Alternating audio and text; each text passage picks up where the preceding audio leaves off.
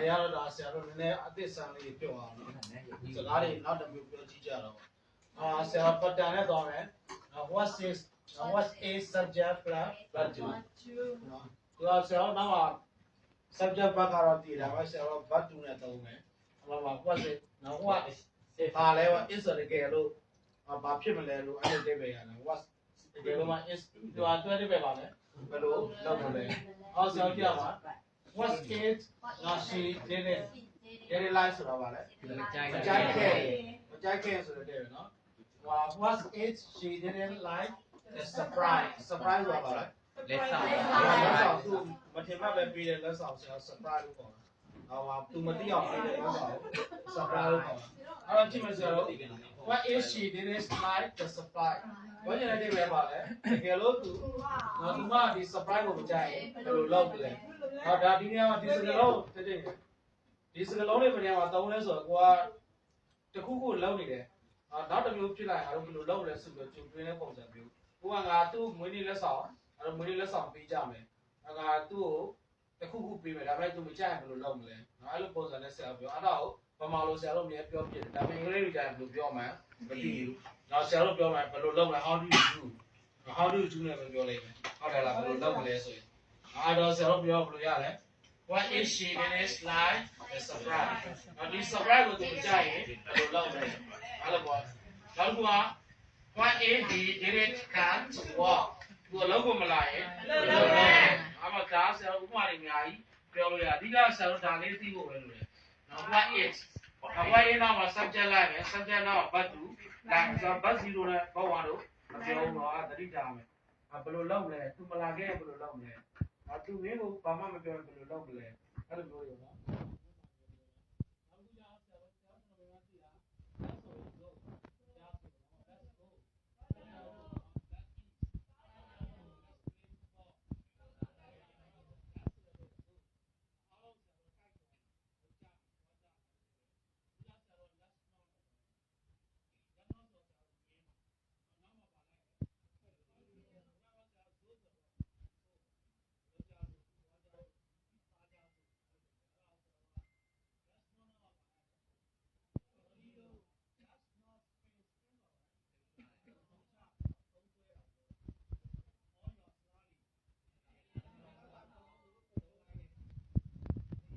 အောင်ဆက်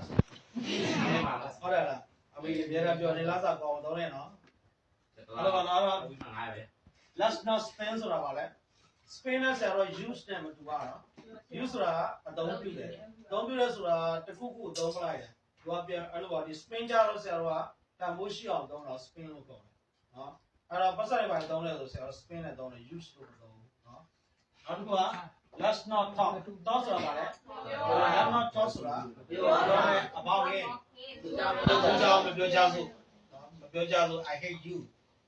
I hate him အဲ့လိုပြောတယ် I don't want to hear about him အဲ့လိုပေါ့အဲ့သူကြောင်တော့မကြားချင်ဘူးမပြောကြဘူးlet's not talk ဆိုတာပါလေမပြောကြဘူးဒါလည်းဆက်မှာဒီမှာတစ်ခုထည့်ရအောင်ဗာဖြစ်မလဲ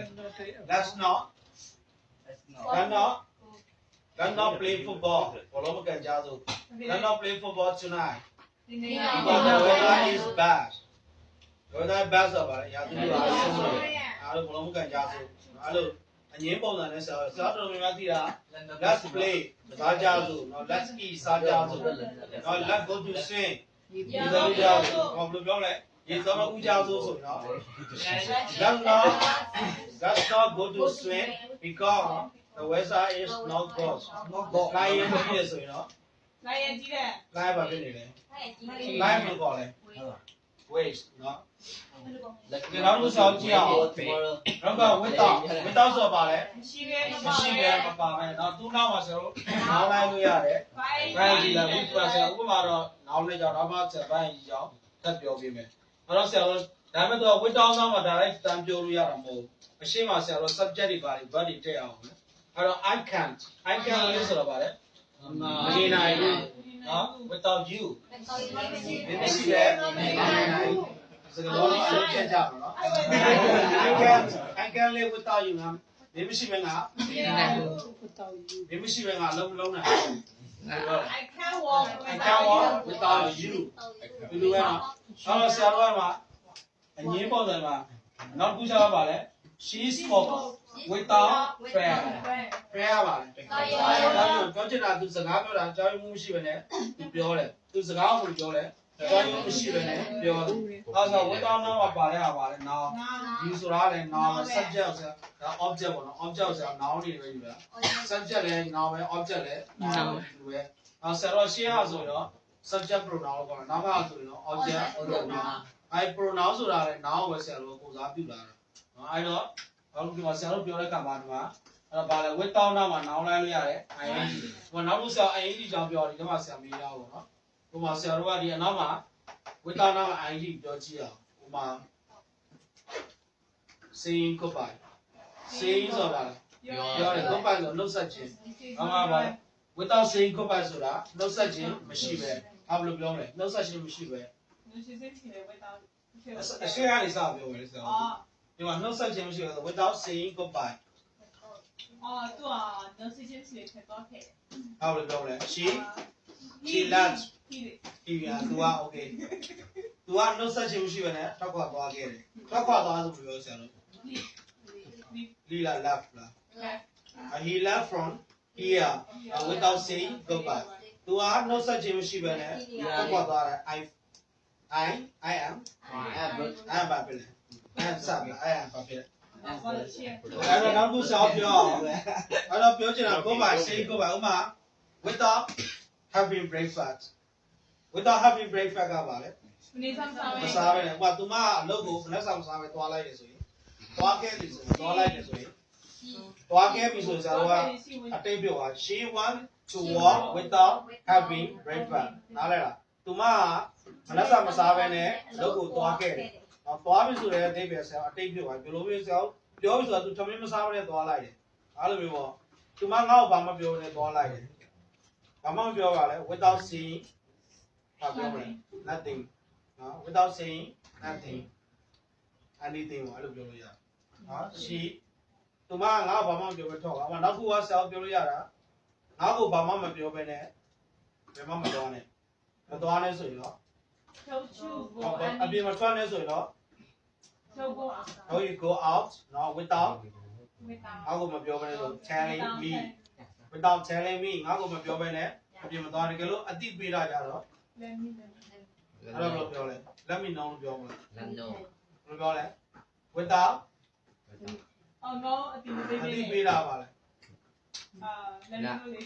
အတိပေးတယ်ဆိုလို့ပြောမလဲငါ့ကိုအတိမပေးဘဲနဲ့မင်းမသွားနဲ့ don't you go how you go out without let me know လားအဲ့ဒီလိုက်တယ်လေ let knowing me လာပါလဲ knowing me only me အဲ့ဒါပဲအဲ့ဒီပေါလိုက်ရုံပဲဆရာတော်ကနော်အတိပေးခြင်းမရှိပဲ normally ဆိုတော့အတိပေးခြင်း noun ဖြစ်သွားတယ်နားလဲလား ing ဆရာတော်ကဘတ်တွေမှာ ing ပေါလိုက်ရင်ဆရာတော် noun တွေဖြစ်သွားတယ်နားလဲလားဆရာတော်ရှိမှသင်ပြီးသွား gerund ကြောင်းနော် gerund ဆိုတာဘာခေါ်တာလဲဘတ်တွေ ing ပေါတော့ gerund လို့ခေါ်တယ်နော်အဲ့ဒါတွေဘယ်လို noun တွေမှာလိုက်တာမေ့သွားပြီလားပြီးခဲ့တဲ့ဘက် gerund ကြောင်းသင်လိုက် gerund ဆိုတာဘာခေါ်လဲစာအုပ်ပြမလားနဲ့ gerund ဆိုဘာအကြီးอ่ะ ခဏပိတ်